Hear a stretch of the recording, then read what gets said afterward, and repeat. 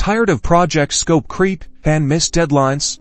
Let's dive into how Jira Cloud helps you conquer requirements management. First, we'll kick things off by creating a new project. Click the Create button. Carefully select your project type for this tutorial.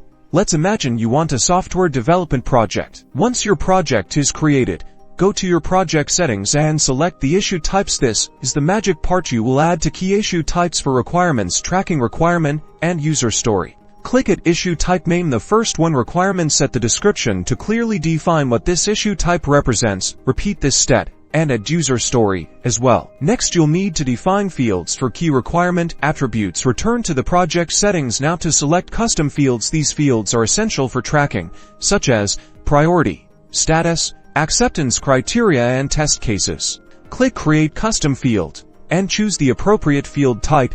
Depending on the attribute, select fields for priority to indicate importance. For status, use a drop-down to manage requirement progress. For acceptance criteria, use a text field, then test cases.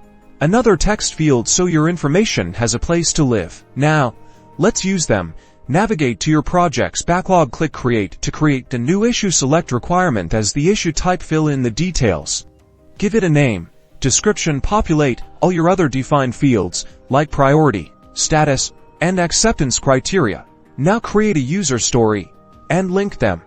Link existing requirements to user stories by using the links field available in the added view. This helps create traceability and keeps everyone on the same page. Finally, to report and view progress, utilize built-in Jira filters and dashboards. You can search for specific requirements and create visual dashboards. This will show progress and highlight any bottlenecks. See your requirements in an easy-to-read format. Congratulations! You can now manage your projects with requirements in Jira Cloud.